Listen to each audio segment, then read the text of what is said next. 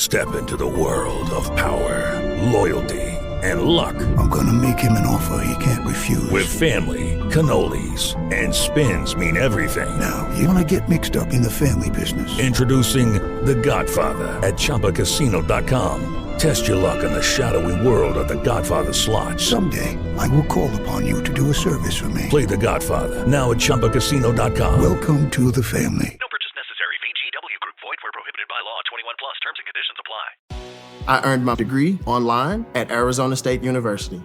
I chose to get my degree at ASU because I knew that I'd get a quality education, they were recognized for excellence, and that I would be prepared for the workforce upon graduating. To be associated with ASU, both as a student and alum, it makes me extremely proud, and having experienced the program, I know now that I'm set up for success. Learn more at asuonline.asu.edu.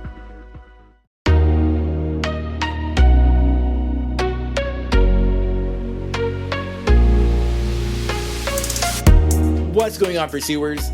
Welcome to The Pursuit of Calling, the podcast that provides you with the strategies and tools needed to successfully discover and pursue your calling. Whether it's through inspiring stories, thought-provoking interviews, or quick, insightful episodes on personal growth and development, we've got you covered. I'm your host, Thomas Carney. Enjoy the episode.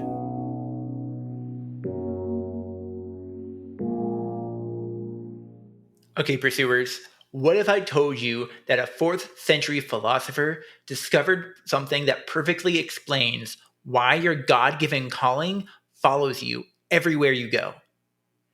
Aristotle believed everything has a telos, an inherent purpose. A bowl achieves excellence by holding things without spilling, whether it's on your kitchen counter or at a picnic. Its purpose is intrinsic, not circumstantial.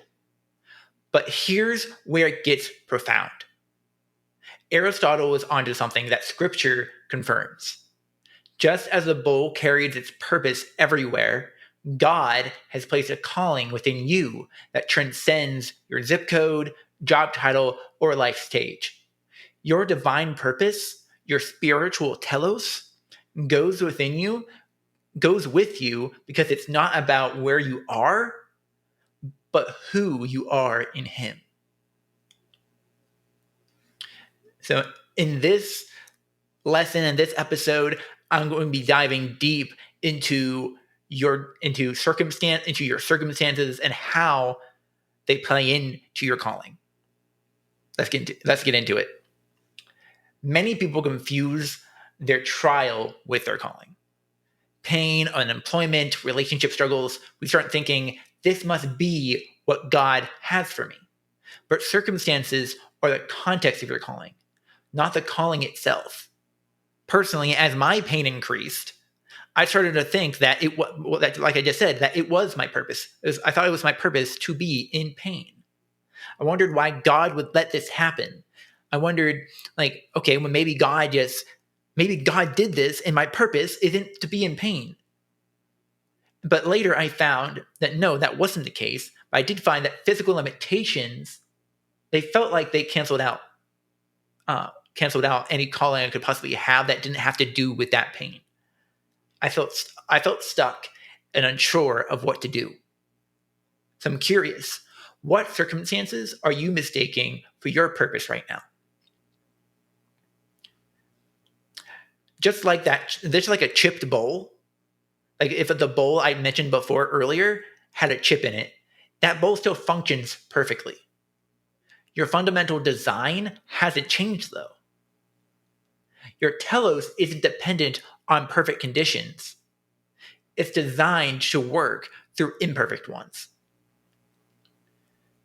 That chipped bowl, it still holds water effectively. My chipped body, my imperfect body, that doesn't change my fundamental telos. It doesn't change my purpose or my calling. Purpose isn't tied to physical perfection. The physical perfection is not tied to perfect circumstances because we know that neither of those actually exist. How might your imperfections actually help you to better pursue your calling? For an example, I realized that my experience with chronic pain provides me with a unique lens to life, a unique lens to see life through in order to help others going through hard times. I believe I'm a pretty good expert at going through hard things because I go through hard things every day. I think having gone through multiple years of that, I could call myself an expert in it.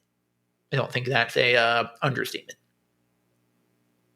So yeah, think about that. I'm curious what you would say. How might your imperfections actually help you to better pursue your calling? Learning this truth hurt as much as the physical pain. I had to stop being so self-dependent. I wanted to do everything myself. If I didn't do it, then my thought was that it would be done wrong, which obviously is a wrong way to think. I had to start asking for help. That was one of the biggest things that I grew in through this limitation. God taught me how to ask for help, how to rely on other people, and how to rely on Him. I had to separate my identity from my physical abilities. I remember that I used to be able to work out. If you were a listener way back whenever maybe we had a video or something of where I was a little bit more fit. And as my physical condition continued to, I guess you could say decline, but I would also say that sounds like it's like really, really bad. I would say when my physical condition, my ailment started to increase, I had to stop working out as heavily as I used to. Lost a lot of muscle. And I also lost a part of my identity as somebody who worked out, as somebody who was fit. That hurt. I had to separate my calling, I had to separate my purpose, my identity from my circumstances. God's design for my calling, that predates my diagnosis. He used my circumstances like tools in a toolbox. When I was a kid, I would sometimes walk through my dad's workshop. He's a carpenter. And I didn't know how to use the tools that were in his workshop. I didn't even know what they were called. I knew some of them were saws. I knew some of them. I knew what a hammer was. We can say that. But I still didn't know how to use a lot of these tools effectively. God, though, being the Father, knows exactly what to do with the tools of our circumstances. These experiences or tools change us and teach us. And that can be for the better if we let it. So, thinking back, I remember, to maybe add a little bit more to that analogy, my dad knew exactly what those tools were. He knew exactly how to use them. Just like God knows how to use the tools, your circumstances, to better you, to grow you. All you gotta do is you rely on Him and listen to Him. Think back on your life now. What experience in your life has grown you to the point where you can use it as a tool to help others? I'm going to say that again. Think back on your life. What experience from your past, or even maybe in your present, has grown you to the point where you can now use it as a tool to help others? I do honestly believe that this can help us start to define the calling on our lives. Don't get me wrong. I talk about muscular dystonia. I talk about being in chronic pain. And it sucks. It sucks to be in chronic pain. But it's okay to say this sucks and God's calling remains. That's not a contradiction. It's not a contradiction to say my circumstance sucks, but I still have God's calling on my life. I still have a purpose. I still have a telos. It's where calling gets clarified. Our struggles don't disqualify us. They often become the very thing that amplifies our message and our ministry. Struggles suck. They're struggles. They're not supposed to be fun. But remember, even though if you might be saying even right now that this sucks, God's calling remains. You still have a purpose. Pain doesn't disqualify purpose. Again, it amplifies it. Now, okay, real quick, for those who are listening to this and maybe have tuned out for a second because you're not a Christian or you don't know if you believe in God or not, let me talk to you. Christians, you can still listen. You can still listen. But you heard me say purpose. You heard me say telos. That this applies to you.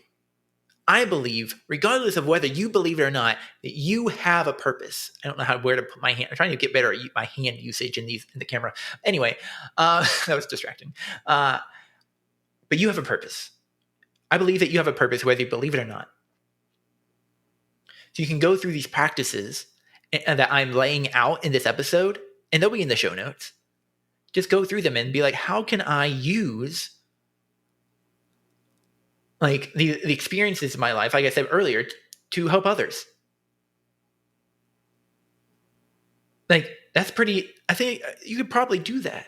And your pain, whether you're going through pain, whether physical or mental, if you're going through sucky circumstances, know that that doesn't disqualify you. I'm repeating myself a lot, but that's okay.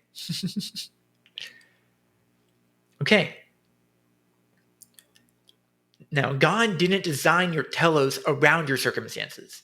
He designed it around his eternal purposes. Your calling is bigger than your current capacity. Let's be real. My capacity my physical capacity, no, it's not great. I have a pretty low ceiling when it comes to physical capacity. But God's calling is bigger than what I can handle. It's bigger than my capacity. It's bigger than I can handle without him. I'll say that much. God constructed my telos based on that eternal plan.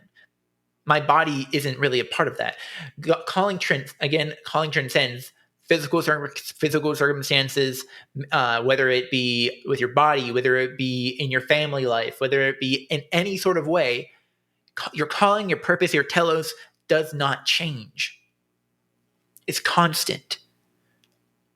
I believe my calling is to provide people with the tools needed to successfully discover and pursue their God-given calling.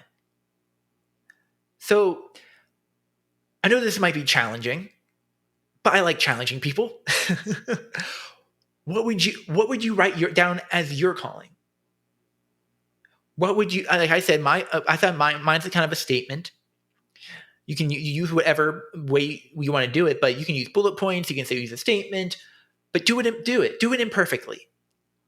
What would you say your calling is? And what would you say your purpose is? What do you believe God has taught you in your life to help you understand about your calling?